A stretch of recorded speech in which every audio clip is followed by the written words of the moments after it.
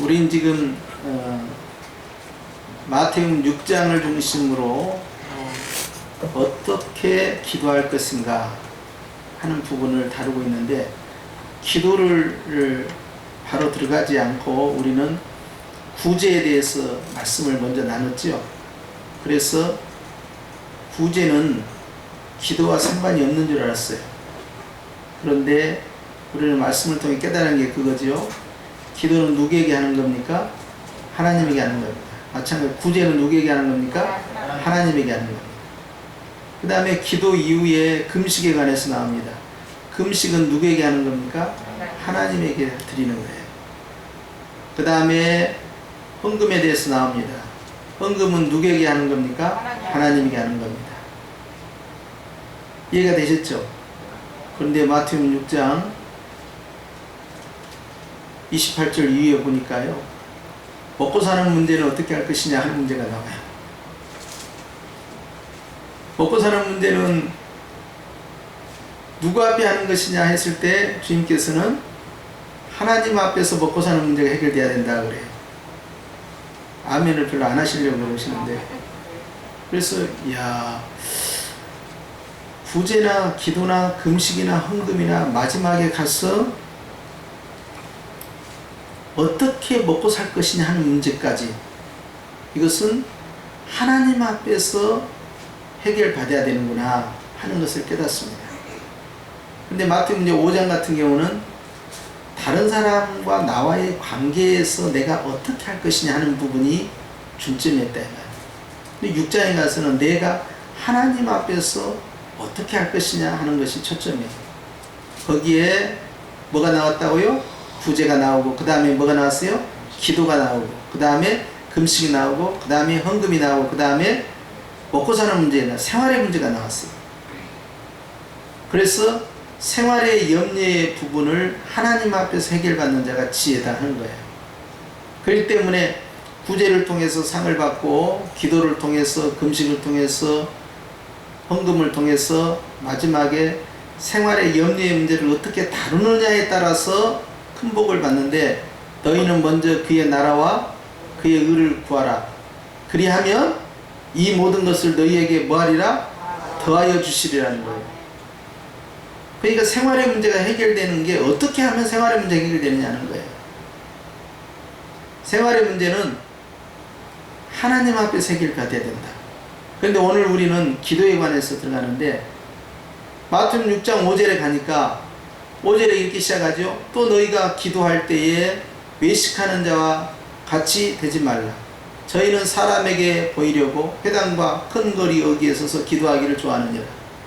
여기에 중요한 단어가 있어요. 거기 보면 따라서 합시다. 사람에게 보이려고.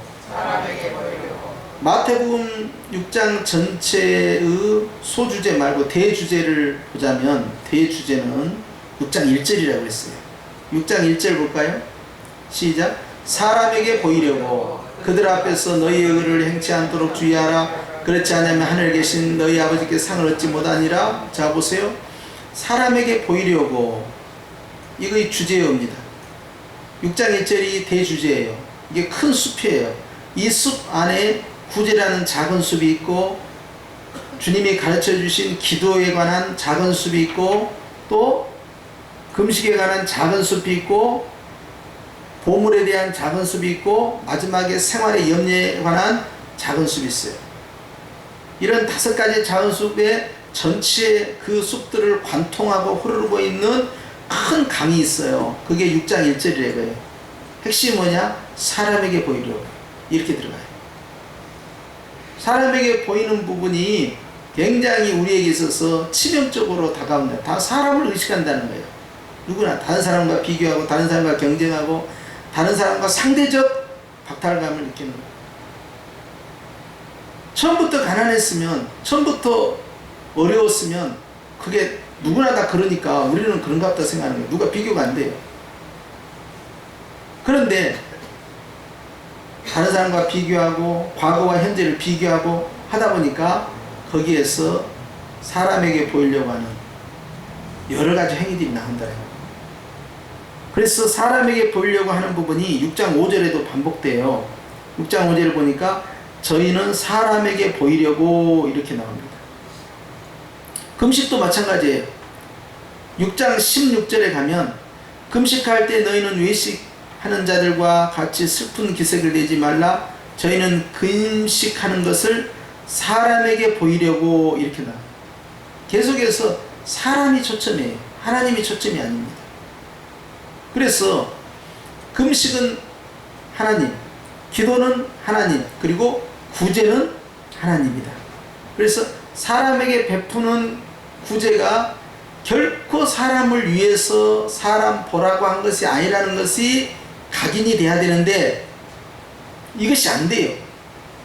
왜냐하면 이건 선행이 되기 때문에 선행은 사람에게 보이려고 한다라는 5장에 있는 말씀하고 부딪힌 것처럼 느껴진단 말이에요.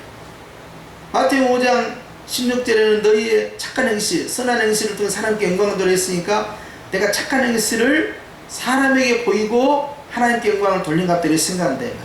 그런데 본문에 있어서 사람에게 보인다는 것은 사람에게 하지 말라는 것이 아니라 내가 행한 그 사람을 통해서 내가 무엇을 얻고 그걸 바라보고 있는 다른 주변의 사람을 통해서 무엇을 얻을까를 기대하지 말라는 거예요. 그런데 그런 사람을 의식하는 행위들이 나온다는 거죠. 그것이 바로 사람입니다. 그래서 주님께서 너희의 의가, 너희의 착한 행실이, 너희가 마땅히 해야 할 그 일이 사람을 의식하고 해서는 안 된다 하는 거예요. 말씀을 증거하는 제가 말입니다. 하나님을 의식하지 않고 회중을 의식하게 되면요, 성도들이 원하는 입맛대로 말씀이 나갈 수밖에 없어요. 또 제가 실제로 그렇게 해서 실패한 경험이 있는 사람이에요. 저는 그런 쓰라린 실패가 있어요. 저는 하나님을 의식하고 말씀을 증거하다가요, 사람을 의식하겠어요.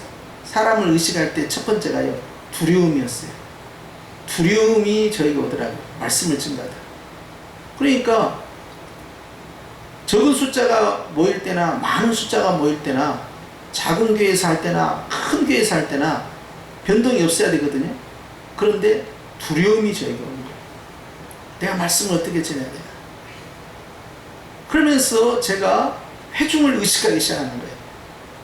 그러고 나서 회중이 어떤 반응을 보이느냐, 회중의 설교에 대한 피드백을 의식하기 시작하는 거예요.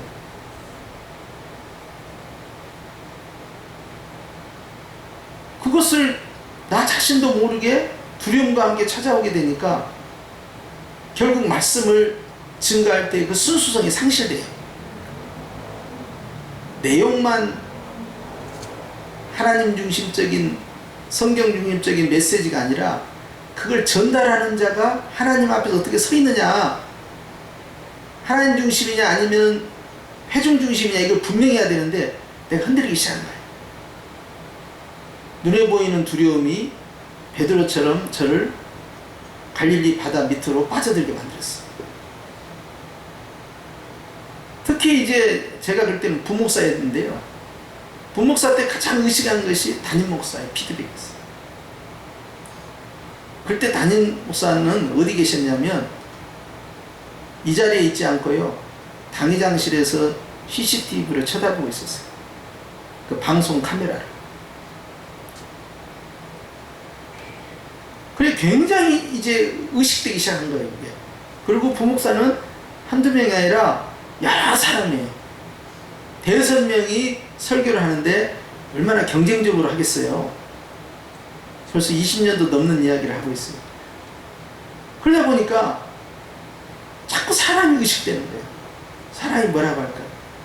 그러니까 말씀을 준비할 때나 전달할 때 내용과 상관없이 저는 벌써 하나님 앞에서 실패자로 서 있는 겁니다.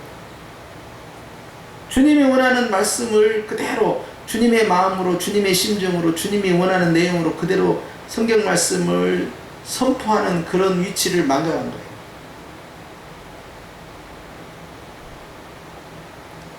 그 결과 어떻게 됐는지에 대해서는 차마 제가 말을 하지 않겠어요. 결국 저는 그 교회를 나오게 됐어요. 그 사실은 아무도 몰랐죠. 부끄러워서 말을 못하고요. 그러니까 그 교회에서는 내가 또 다른 사명이 있어서 다른 곳으로 간 줄로 알았던 거예요. 근데 제 속으로는 끝났구나 해서 주님이 내려놓게 하시더라고요. 그래서 떠난 거예요. 몰라요, 그 사실. 지금도 모르죠. 그만큼 설교자가 회중을 의식하는 순간에 완전히 주님으로부터 버림을 받더라고요. 그러니까 소금이 그 맛을 잃으면 밖에 버리워서 밟는다고 했잖아요. 말씀의 내용이 뭐냐가 중요한 게 아니더라고요. 그 말씀을 전달하는 전달자가 어떤 자세로 서 있느냐가 굉장히 중요하더라고요. 그리고는 결국 주님의 종이 아니고 사람의 종이 되었기 때문에 갖다 버리는 거죠. 죽을래? 아니면 나갈래? 나가야지. 어떻게 살려면 나가야지. 그런 실패를 가지고 있는 입장에서 사람에게 보이려고 설교를 했다. 제가. 그런데 기도도 사람 보라고 기도를 한다는 거예요. 주님께서는 너희의 그런 행위들, 구제하는 거나 기도하는 거나 금식이나 헌금이나 여러 가지 이런 부분들이 좋은 일이라는 거예요. 그러나 그것이 사람 앞에서 보여지도록 하는 순간에 그 행위와 상관없이 그 사람의 마음 자세가 벌써 틀렸기 때문에 동기가 틀린 거예요. 그러니까 주님께서는 너는 아웃이다.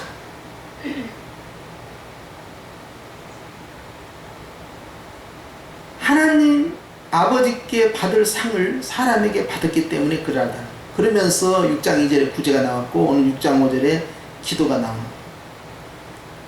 기도할 때는 이렇게 합니다. 외식하는 자와 같이 되지 말라 그랬어요. 외식하는 것은요, 포장하는 겁니다. 그러니까 겉과 속이 다른 거예요. 그러니까 제가 앞서 말씀드린 것처럼 설교를 할 때 사람을 의식하고 사람 기분에 맞춰서 하고 하나님의 생각과 그런 마음으로 증거하지 아니하고 선포하게 되면 그것은 외식이 되는 거죠. 사람 의식했어요. 그만둬야 되는 거예요. 근데 가장 큰 것이 두려움입니다. 아까 말씀드린 것처럼. 사람에게 보이려고 하는 그런 행위들, 그 외식, 이것이 이제 당시에는 바리새인들과 연결되어 있어요. 그 사람들은 사람에게 보이려고 이렇게 했죠. 회당, 그 다음에 큰 거리 어귀에 서서 기도하기를 좋아했다. 물론 구약에 보면 여러 가지 패턴의 기도 자세가 있어요. 엎드려서 기도하고 앉아서 기도하고 또 쪼그려서 기도하고 서서 기도합니다. 대제사장들은 서서 기도했어요. 서서 기도한 자체가 잘못됐다는 건 아니에요. 어느 기도 형태를 취하든 이 사람들이 어떤 자세로 기도함과 상관없이 사람을 의식하는 기도가 시작되는데요. 어디에서 했냐? 회당과 큰 거리에서 했다. 당시 바리새인들은 말이죠. 기도를 할 때 열심당이 있기 때문에요. 나라와 민족을 향한, 특히 시오니즘에 완전히 충실한 사람들 아닙니까? 시오니즘은 뭐예요? 우리는 선택받은 민족이다. 우리는 특별한 민족이다. 그리고 나머지 민족들은 다 우리와 비교할 수 없는 이방인이고 우리식으로 표현하자면 다 오랑캐들이에요. 그러니까 우리는 1등 국민이 되고 저 사람들은 3등 국민이에요. 우리하고 비교할 수 없는 우리 특별한 존재예요. 굉장한 자기 민족에 대한 우월감이 있어요. 그런데 바벨론의 포로가 됐어요. 그 뒤로 나라다운 나라를 세우지 못하고 계속 식민지로 속국으로 살다가 로마의 지배를 받고 있는 거예요. 이거 엄청난 자존심이 상한 일이죠. 우리는 하나님을 섬기고 있고 하나님을 살아계시는데 우상을 섬기고 있는, 가짜 신을 섬기고 있는 저 이방 민족에게 우리가 정치적 군사적 통제를 받는 게 말이 되느냐. 그러니까 이 사람들 속에는 그런 다른 나라 문화권에 대한 그런 배타의식과 함께요, 자기 마음 가운데 있는 그 우월감을요 표출하기 위한 방법으로 기도를 선택했는데요. 그 기도가 정치와 만나고, 그 기도가 이제 교육과 만나고, 그 기도가 이제 애국심과 만나는 거예요. 그러면 어떻게 기도하냐면, 사람들 들으라고 기도합니다.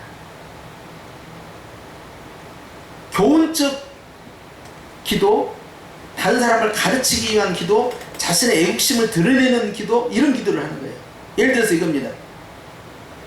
누가복음 18장 9절 보면요, 바리새인과 이 세리와의 이 기도 장면이 나타나요. 한번 볼까요? 또 자기를 의롭다고 믿고 다른 사람을 멸시하는 자들에게 이 비유로 말씀하시되, 두 사람이 기도하려 성전에 올라가니 하나는 바리새인이요 하나는 세리라.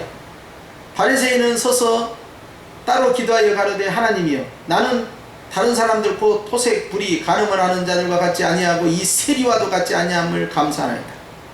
나는 일에 2번씩 금식하고 또 소득의 11조를 드리나이다 하고, 세리는 멀리 있어서 감히 눈을 들어 하늘을 우러러 보지도 못하고 다만 가슴을 치며 가로되, 하나님이여 불쌍히 여기옵소서, 나는 죄인으로소이다 하였느니라. 자,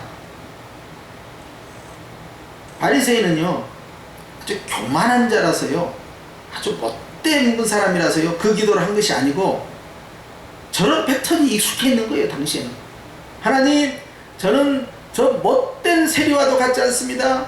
저는 불의하고 토색하고 탐욕하고 하나님 거 도둑질하고 그런 자와 같지 않으니 감사하나이다. 그 말은, 야 매국노, 세리, 로마의 앞잡이, 이 세리야, 너 토색했지?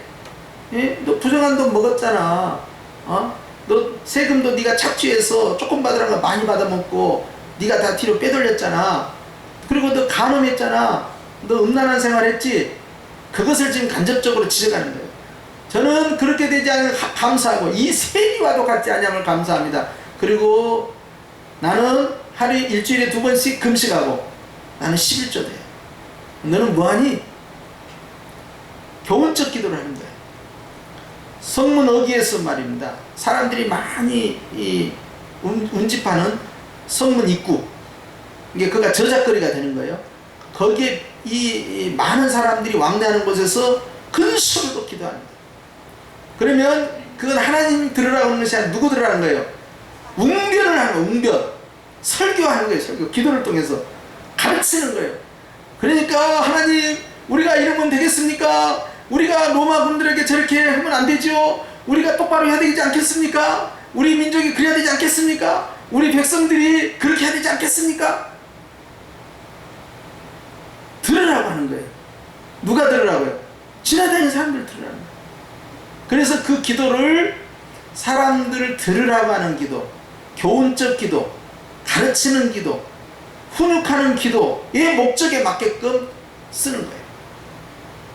그리고 목소리를 크게 하게 되니까 이 사람은 믿음이 대단히 좋은 사람으로 돋보이고, 이 사람은 하나님과 좀 더 가까운, 주님을 향한 열정 있는 사람으로 포장이 되는 거예요. 주님은 기도의 내용도 문제고 기도의 자세도 틀렸다는 거예요. 구제와 똑같이 너는 누구에게 보이려고? 사람에게 보이려고. 사람 들으라고 하는 기도구나 하는 거예요. 그렇게 되면 상이 없다는 것입니다. 그런데 그렇게 자기를 포장을 하고 사람들 앞에서 자기가 경건한 것처럼 드러내고 자기는 옳은 길로 가고 있는데 쟤들은 그렇게 못하고 있고 하는 것을 강조하게 한 목적으로, 또 다른 사람을 가르치고 훈육하게 한 목적으로 그렇게 기도하는 것을 좋아하느니라 그랬어요. 좋아하느니라. 6장 5절에 그런 식의 기도에 익숙해 있다는 거예요. 그 문화에. 그리고 그것이 기도하는 마땅한 자세인 것처럼 그런 문화에 길들여져 있었던 거예요.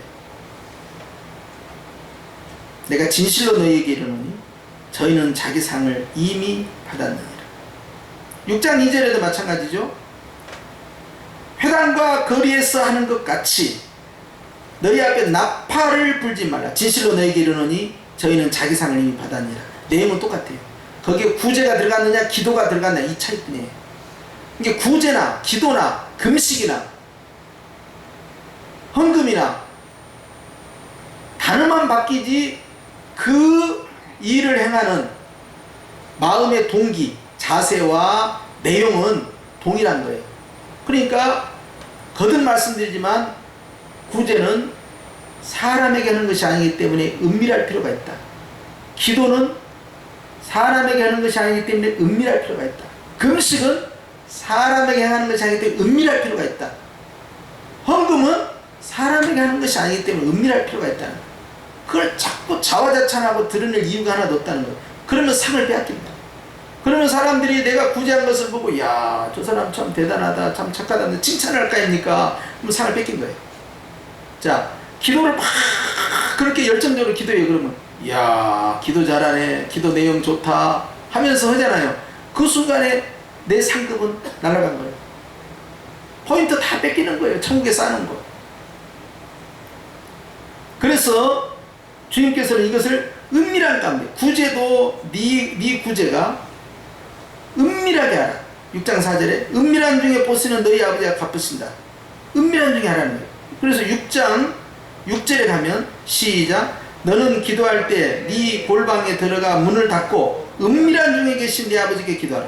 은밀한 중에 보시는 네 아버지께서 갚으시라. 은밀한 것을 강조해요. 왜냐하면 사람에게 들려주기 위해서 기도를 해서는 안 된다는 거예요. 훈육적 기도, 특히 이제 그 교육적 기도를 하는 경우가 언제냐면 자녀들에게 할 때 그래요. 그렇죠? 자녀들과 함께 기도할 때는 자녀들에게 기도하는 방법을 가르치려고 또 기도는 이렇게 한다 그러면서 사실 기도하면서 슬쩍 애들을 또 야단칠 때도 있고 좀 교훈을 줄 때 있고 훈육할 때 있어요, 없어요? 있어요.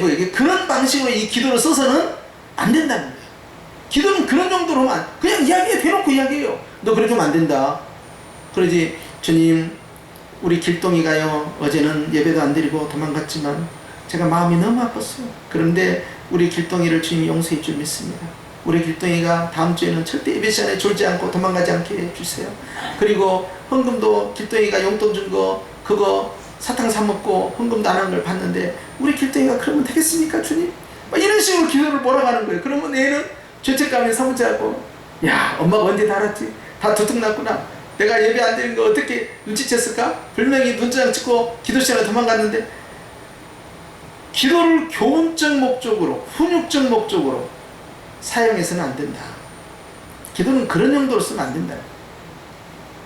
그런데 당시에 바리새인 문화 자체가 그런 문화에 익숙해 있었다는 거예요.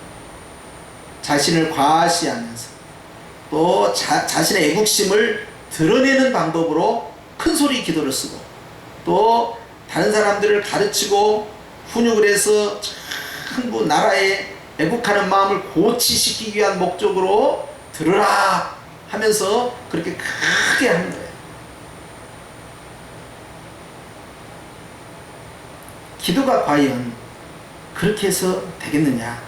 은밀한 중에 계신 아버지께 기도하라. 그래서 6장 4절 구제도 은밀하게 할 이유는 주님은 은밀하게 보고 계시고 또 이것은 사람에게 보일 필요가 없으니까 은밀할 필요성이 있다는 거죠. 구제도 그렇고 기도도 그렇고. 그래서 하나님이 보시면 될 걸 왜 사람에게 노출을 시키느냐? 구제도 그래서는 안 돼요. 또한 기도할 때도 철저히 하나님과의 관계다. 다른 것을 이렇게 개입시키지 말라는 거예요.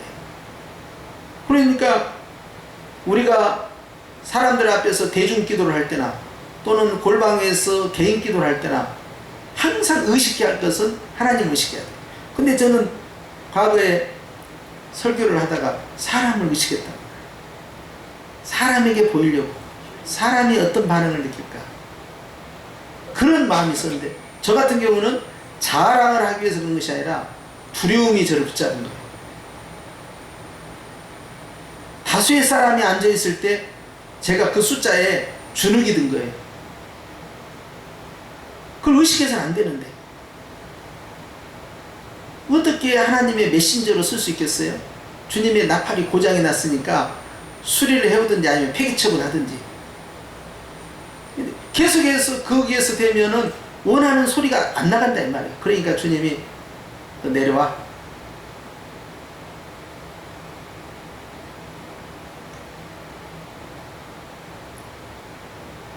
그래서 골방에 들어가는 그 기도는요 하나님과의 은밀한 1:1 관계를 강화하고요 사람에게 노출시키지 않는 것이다.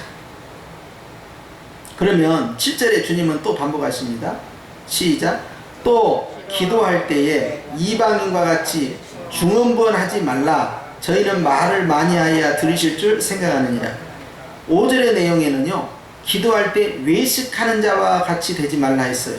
근데 7절에는요, 중언부언하는 자가 되지 말라는 거예요. 자, 위에는 외식이라고 나왔고 아래는 이제 중언부언이 나왔어요. 중언부언이나 외식이나 다 상을 잃어버립니다. 한번 따라합시다. 구제의 상, 기도의 상, 금식의 상, 다 상이 있다고 주님이 말씀하셨어요. 그래서 구제할 때도 상이 있고 기도할 때도 상이 있는데 이걸 뺏겨서는 안 되고, 나중에 16절 이하에도 가면 상이 있어요. 다 상이 있으면 자기 상이 있어요. 그런데 그래서 여러분도 이제 이 상을 다 이제 누려야 되겠죠. 그래서 이제 기도의 상도 많이 받으시고 그래야 되는데 뺏기지 않는 것이 중요하다. 중언부언하는 이 기도는요, 뺏겨요. 외식하는 기도도 뺏겨요. 있는 것이 사라진다는 거예요. 외식하는 것은 앞서 말씀드린 것처럼 자기를 포장을 하고 거치를 해서 드러낸다고 했죠. 중언부언하는 것은요, 똑같은 말을 계속 반복하는 거예요. 주문을 암송하듯이 하는 사람들이 있어요. 뭐 이렇게 돌리면서. 저 산에도 있고 또 도시 안에도 있어요. 두 종교가 그걸 잘합니다. 아니, 제가 꼭 불교하고 천주교라고 말할 수는 없어요. 그런데 있다니까요. 어디 가면 있어요. 이렇게 하나하나 돌려요. 돌리면서 똑같은 말을 계속 이야기하는 거예요. 대상도 틀리죠. 대상도 자신의 신을 향하여서 하는 겁니다. 누구에게 하는가 보니까 한쪽에서는 이제 거식이 그분한테 하는 것 같고, 또 한쪽에서는 거식이 그 여자분에게 하더라고요.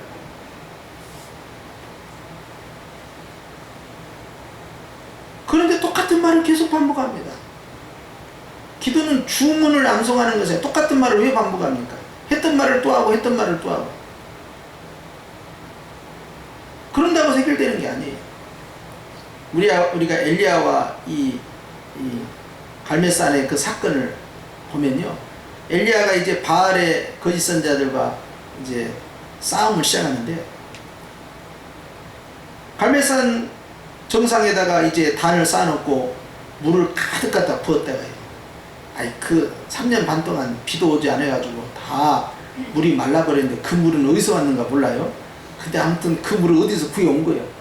구해와가지고요, 나무 장작을 넣고 그 위에다가 재물을 벌려놓은 다음에요, 물을 가득 부었어요.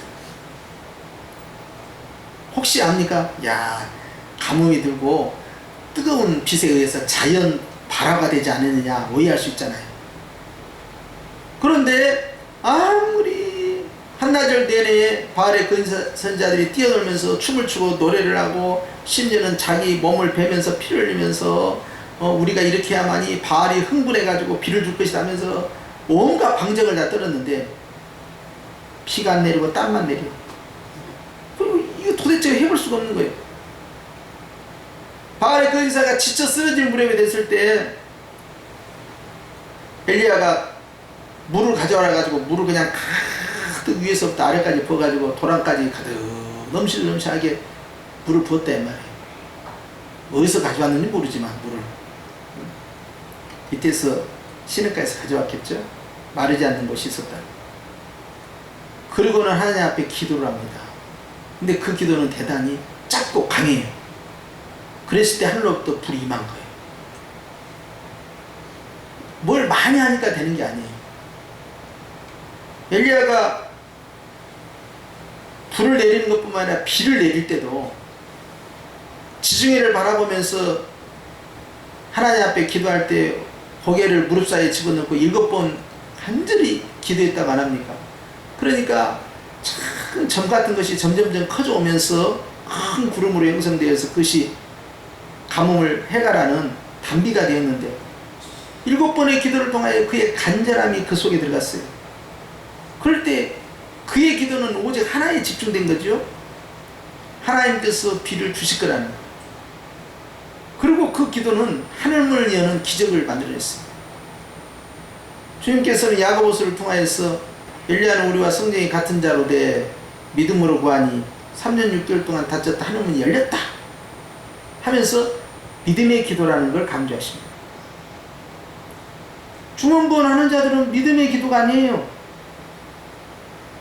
불안해서 또 하고, 자기가 숭배하는 그 신을 설득하기 위해서 또 하고, 또 혹시라도 졸고 있을지 이해를 못했을지 몰라서 또 반복해서 또 이야기하고, 혹시라도 이러한 부분이 있다면 중언부언 들어간다. 그런데 이 중언부언이요 특징이 있습니다. 그 앞에 7장 앞에 뭐라고 했냐면 또 기도할 때 그 다음 뭐라고 되어 있어요? 이방인과 같이 중언부언하지 마라. 그러니까 중언부언은 유대인들이 하는 기도 패턴이 아니고 이방인들이 하는 패턴이에요. 두 가지 기도 패턴이 나온 거죠. 하나는 6장 5절에는 외식하는 기도, 이것은 유대인의 패턴입니다. 이것은 바리새인들이 하는 거예요. 또 하나의 기도 패턴이 중언부언하는 기도인데 이것은 누가 한다고요? 이방인들이 한다는 거예요. 두 기도의 패턴이 있어요. 그러니까 유대인들이 하는 외식하는 기도나 이방인들이 하는 중언부언하는 기도나 전부 하나님 앞에서 합당치 않다는 거예요. 그런 식으로 지구력을 가지고 인내를 가지고 끈기를 가지고 똑같은 말을 계속 반복하면서 계속해서 신을 설득하고 신을 이해시키고 신에게 이 뜻을 관철시키기 위하여서 기도가 돼서는 안 된다. 가끔 금식 기도하면서 단식 투쟁하는 분들이 있어요. 이 기도를 들어주시지 않으면 내 생명을 거두시옵소서.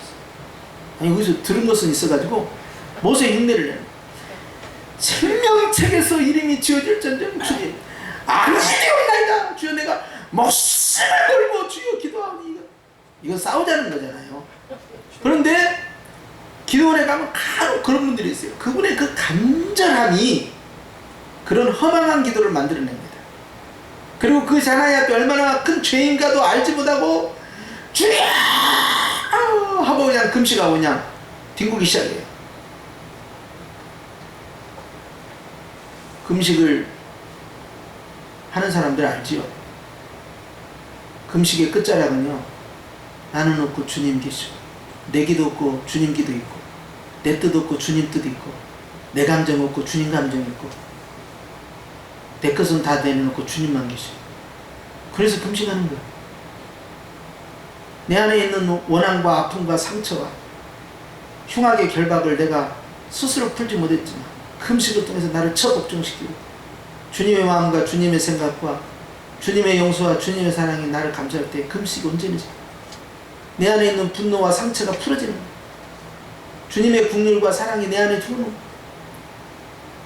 근데 금식이 단식 투쟁용으로 쓰임받을 때가 있어요. 애들이 문 딱 닫고 들어와서 밥 안 먹어! 그렇게 하고는 용돈 줄 때까지 안 돼! 그렇게 하고는 입을 뒤집어서 문 딱 잠궈. 그렇게 해서 자신의 뜻을 관철시켜. 대형마트에 가가지고 원하는 장난감 안 사주면 그 다음에 뻗어가지고 대자로 뻗어서 막 울어버려. 그러면 아이고 이 녀석 달려야 되니까 알았어 울지마 사줄 테니까 이렇게 달린단 말이야. 달리면 절대 안 되거든. 그러니까 이제 한국 사람들은 달리는 경향이 좀 있어요. 요즘은 이제 젊은 엄마들이 교육이 잘 돼가지고 그 다루는 방법을 알아요. 그런데 외국에서 온 그 엄마들은요, 아기들이 울잖아요. 그만 가만히 쳐다보고만 있어요. 이게 먹혀지지 않는다는 걸 깨닫게 해주는 거예요. 동의해주지 않습니다. 손님 왔을 때 용돈 달라고 띵깡 부리면 얼른 주잖아. 애들이 약점을 알아요. 마트에 가서 누워버리면 된다. 그러면 얻게 된다. 방법을 알아요. 이 방법이 통하지 않도록 적용시키지 못하도록 딱 거절하는 거죠. 그런데 기도를 할 때 자기가 원하는 목적을 끌어내기 위한 그러한 큰소리 기도, 이건 아니다. 금식도 마찬가지입니다. 여러분 확신이 있어야 됩니다. 무슨 확신이냐? 하나님은 나보다 나를 더 사랑하시고, 아멘 하든지 말든지. 하나님은요 내가 원하는 것보다 더 주기를 원하셔요. 아멘 하는 자만 아무튼 3대가 복 받을 줄. 하나님은요, 내가 구하는 것보다 더 엄청난 것을 주기를 원하시는 거예요. 하나님이 나를 얼마나 사랑하는지, 얼마나 지독하게 아끼시는지를 우리는 십자가에서 봐야 돼요. 목숨 걸고 사랑하시는 그분 앞에서 우리는 그분의 사랑에 대한 확신, 축복해 주실 것에 대한 확신, 은혜 주실 것에 대한 확신, 이 믿음의 확신이 없이는 기도할 수가 없어요.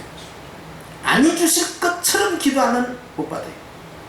그러니까 주님께서 마가복음 11장 24절 이하에도 너희가 무엇을 구할 때 받은 줄로 믿고 구하면 그대로 이루어진다. 그 말은 무슨 말이에요? 받은 줄로 믿으라는 게 이미 받은 것처럼 믿고 구하라는 게 뭐예요? 축복의 확신이에요. 응답의 확신이에요. 사랑의 확신입니다. 하나님이 안 주시면 어떻게 하지? 조마조마하는 마음? 그건 아니라는 거예요.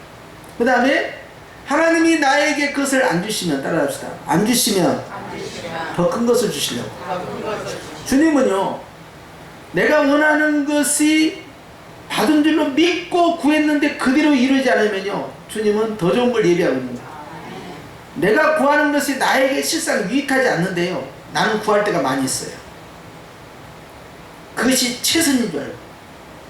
그런데 그 응답이 이루어져서 나에게 화가 될지 복이 될지 그걸 내가 알겠어요? 내가 응답받은 그것이 나에게 끝까지 복이 될지 아니면 그로 말미암아 또 다른 화가 시작될지 주님은 아셔. 나는 몰라. 나는 우선 급한 것만 달라고 하는 거예요. 이 문제만 해결해 주면 될 것 같다고 하는 거예요. 내 생각은 항상 그래요. 나는 짧아요. 근데 주님은 끝까지 보시는 거예요. 그렇기 때문에 섣불른 기도가 얼마나 어리석습니까? 성령께서는 빌바를 알지 못하는 우리를 위하여서 탄식하시고 슬퍼하시는 거예요. 아버지의 뜻대로 기도하고 계신다는 거예요. 우리의 기도 가운데 엉터리 기도가 엄청 많아요. 우리가 내 개인의 기도나 다른 사람을 위한 대중 기도나 심지어는 나라와 민족을 향한 기도에 이르기까지 우리가 과연 하나님의 뜻대로 구하겠느냐. 예레미야 시대 때도 마찬가지 아닙니까? 예레미야 한 사람만이 이 나라는 망해야 된다. 이 나라는 포로로 가야 된다. 이 나라는 무너져야 된다. 나머지 사람들은 그렇게 하면 안 된다. 우리는 택한 민족이다. 하나님이 우리를 버리지 않는다. 하나님이 우리를 떠나지 않는다. 기도하면 하나님이 응답해 주신다. 이것이 맞다. 예레미야는 잘못됐다. 그런데 예레미야가 맞은 거예요. 망하는 것이 하나님의 뜻이었다는 사실을 나중에 알게 된 거죠. 그 당시에는 인정할 수가 없어요. 아마 우리가 그 시대에 살고 있어도 예레미야 선생님 그건 아닌 것 같은데요. 기도를 좀 바꿔봐요. 좀 주님을 좀 설득을 하고 이해를 시키고 모세도 막 그냥 생명책에서 막 지워달라고 그렇게 하니까 주님이 뜻 바꿨잖아요. 그러니까 한번 바꿔보래요 그냥 해서. 하나님의 뜻을 어떻게든 자신의 유리한 쪽으로 끌어들이게 한 목적으로 기도를 활용하면 되겠느냐는 얘기예요. 그런데 큰 소리로 기도하는 사람들은 그걸 유도합니다.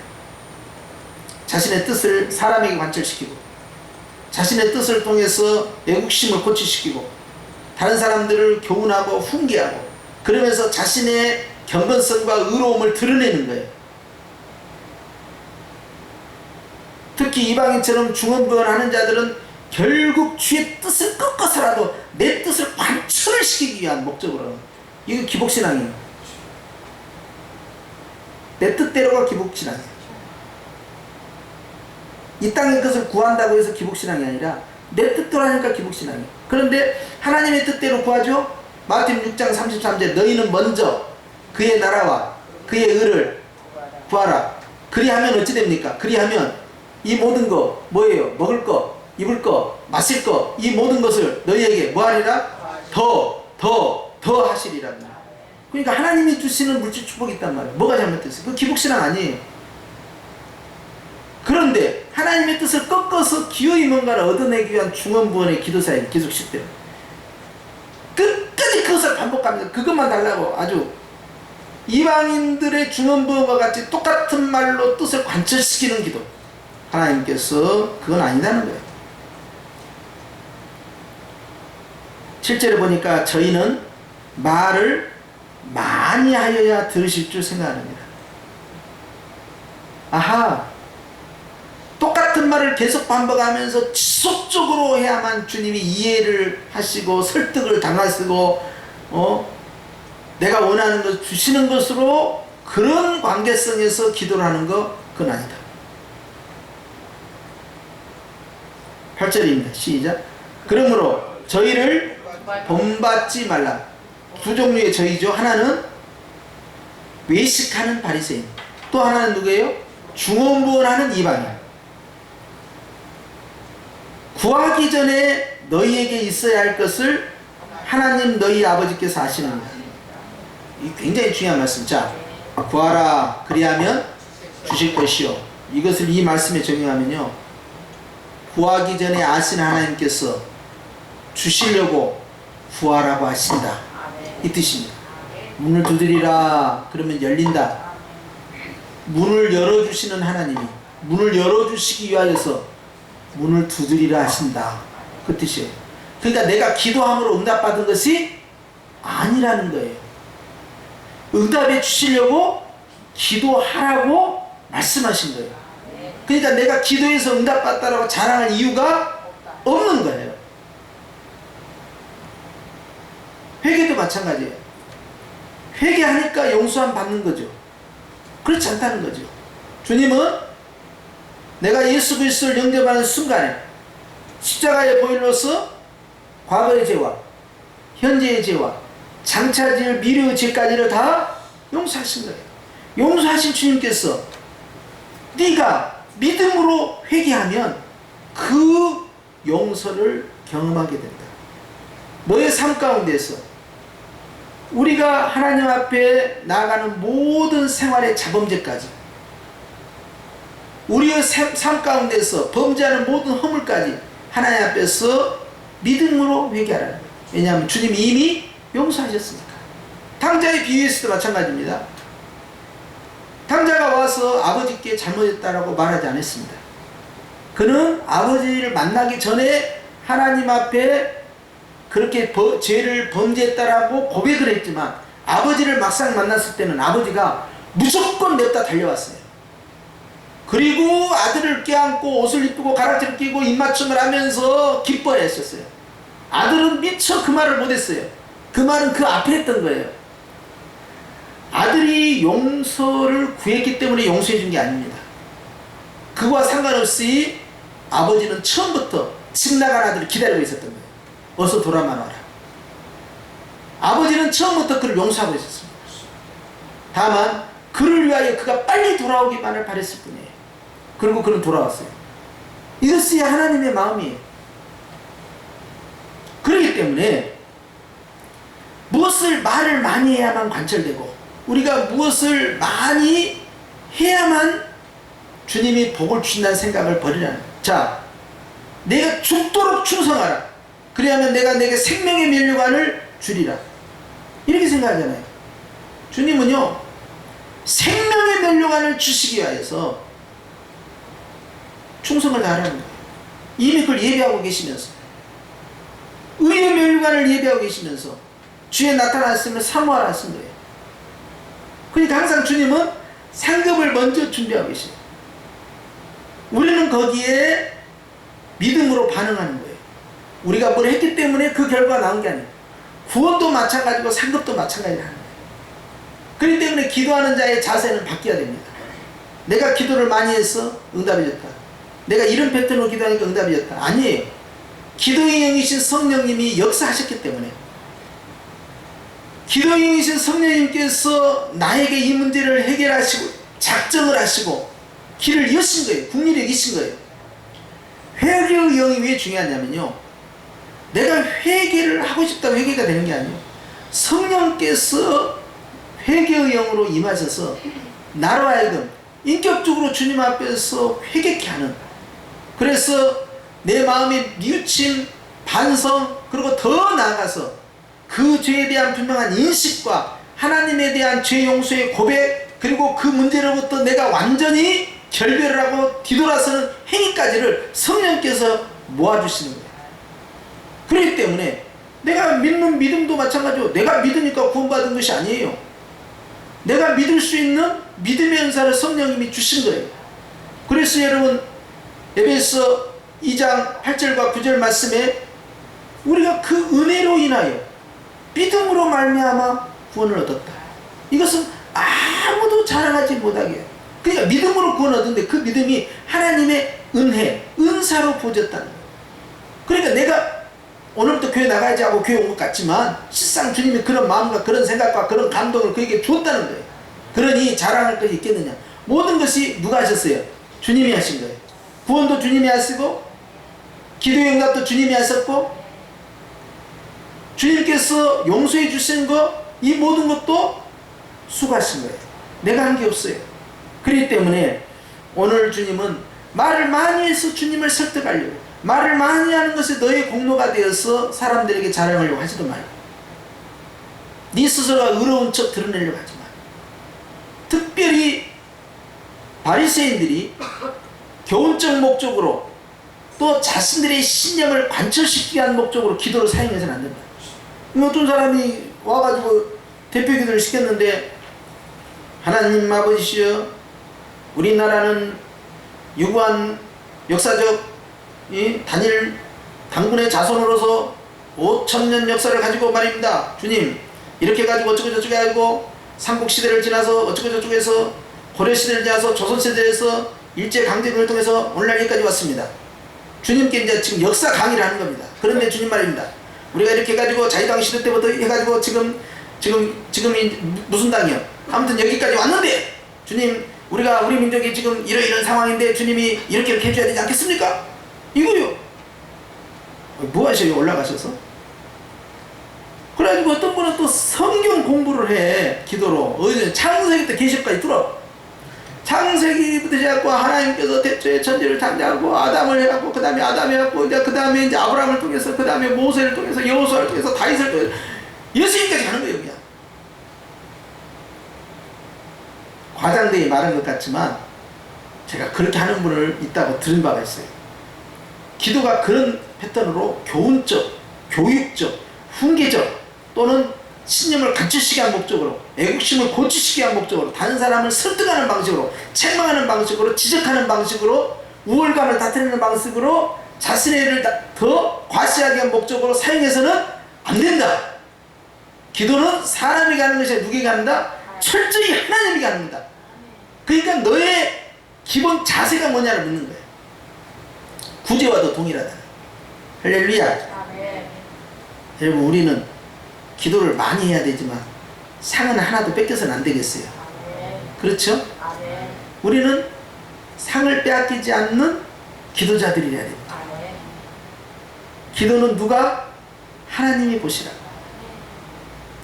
그래서 여러분, 오늘 주님께서는 은밀한 중에 보시는 네 아버지께서 갚아주신다. 6절에. 그 다음에 주님은 말을 많이 해야 들으시는 분이 아니다. 그렇기 때문에 저희를 본받지 말고 구하기 전에 너에게 있어야 할 것을 하나님 너희 아버지께서 아신다. 이걸 믿고 구하라. 마치 주님 내 사정도 모르시죠. 내가 이번에 월세를 내야 되는데 월세도 없고 카드도 없고 얘들 학자금도 없고 말이죠. 또 결혼식이 하는데 돈도 없고 자식이 돈 좀 달라는데 줄 돈도 없고 병원비도 없고 주님 제 처제가 이렇습니다. 마치 주님이 모르시는 것처럼, 이해 못하신 것처럼, 외면하신 것처럼 그런 마음으로 기도하지 말고 아시는 하나님 앞에, 나보다 날 더 사랑하시는 하나님 앞에 나에게 더 좋은 것을 주시려고 저토록 열심히 하신 우리 주님 앞에 기도하는 거예요. 서운한 마음을 갖고? No. 의심하는 마음을 갖고? No. 주님 앞에서 충분히 그런 마음으로 준비된 상태에서 기도를 시작하는 거예요. 그래서 주님은 다 하시고, 주님은 사랑이 넘치시고 은혜 주시길 기뻐하시고, 주님은 내가 구하는 것보다 더 풍성하게 주기 원하시는 주님이신데, 이제 이 주님 앞에 내가 딱 섰어요. 그럼 내가 뭐라고 기도를 해야 되겠냐? 나는 별로 할 말이 없을 것 같아요. 내 사정을 다 알고 계셔. 내 아픔을 다 알고 계셔. 그런데 나보다 날 더 사랑하셔. 그리고 내가 구하는 것보다 더 많이 주시려고 하셔. 그리고 항상 최고의 것을 주시려고 항상 주님은 준비하고 계셔. 그 주님 앞에서 내가 뭐라고 기도할 것 같아? 나는 유구무원이 될 것 같아.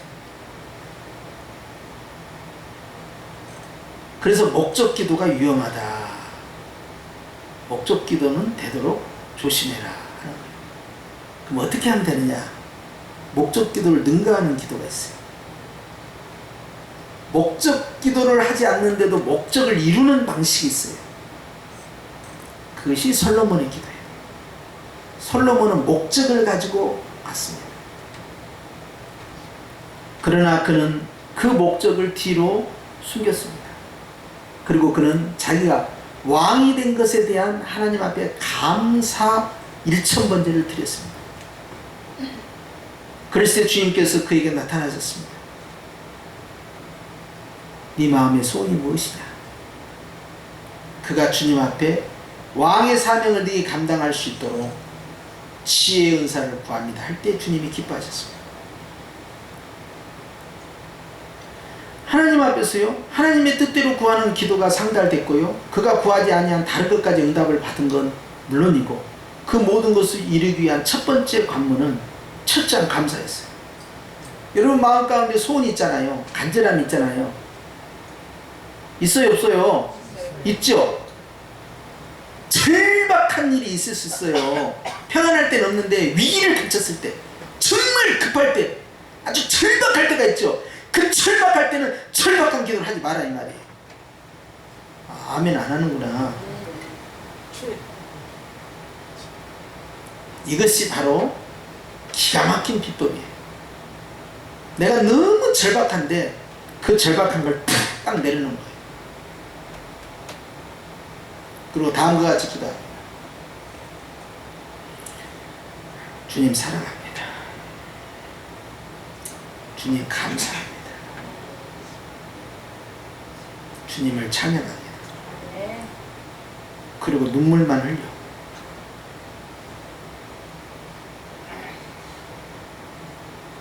뜨거운 눈물만 주님 앞에 드리는 거죠. 다 아셔.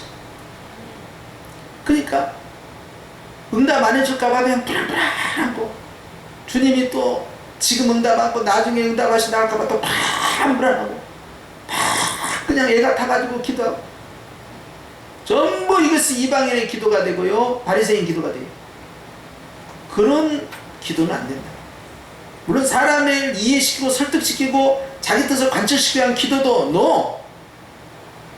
하나님을 어떻게든 내 편으로 만들어가지고 내 뜻을 관철시키자는 생각도 no. 그렇게 해서는 안 된다.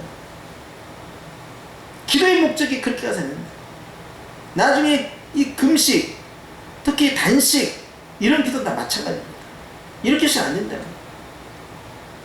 확신을 가져라. 확신. 하나님이 듣고 계신다는 것, 하나님이 알고 계신다는 것, 하나님이 내 형편과 처지대로 풍성하게 주시기를 원하신다는 그러한 믿음의 전제가 있어야 돼요. 할렐루야. 그랬을 때요, 응답받습니다. 정말로 급할 때, 정말로 시급할 때, 정말로 간절할 때 주님 앞에서 주님을 구하십시오. 주님을 찬미하십시오. 주님이 역사합니다. 내가 큰 소리로 기도 안 해도, 내가 소리 높여 기도하지 않아도, 내가 울부짖어 기도 안 해도 주님이 하시고, 아 그럼 목사님 큰 소리 내서 기도하고 울부짖고 그런 기도는 잘못된 기도입니다. 그런 뜻은 아니에요. 저는 가장 지혜로운 기도 방법을 말씀드립니다. 하나님께서는요, 아신다. 불안해하지 마라. 외로워하지도 말고, 하나님이 내 기도를 거절하실 거라고 생각하지도 말고, 하나님이 나를 사랑하셔서 응답해 주거나 확신을 전제 속에서 무엇이라고 기도할 것이냐는 거예요. 기도에 정성을 들이니까 응답됐다고 생각해서는 안 됩니다. 내 기도에 정성으로 응답이 이루어진 것이 아니라는 걸 자꾸 말씀드린 거예요. 하나님께서요, 응답해 주시기 위하여 그와 같이 기도를 열어주신 거예요. 그렇기 때문에 정성껏 기도하지 말라는 뜻은 아닙니다. 그러나 정성껏 기도했으니 응답받은 것은 아니라는 거예요. 하나님이 사랑하심으로 그와 같은 길을 열어주셨다는 거예요. 이해가 되었습니까? 그래서 여러분, 이것을 오늘 말씀 가운데 잘 새기시고 우리는 기도할 때 상을 잃지 않기를 주의 이름으로 축원합니다. 기도하십시오.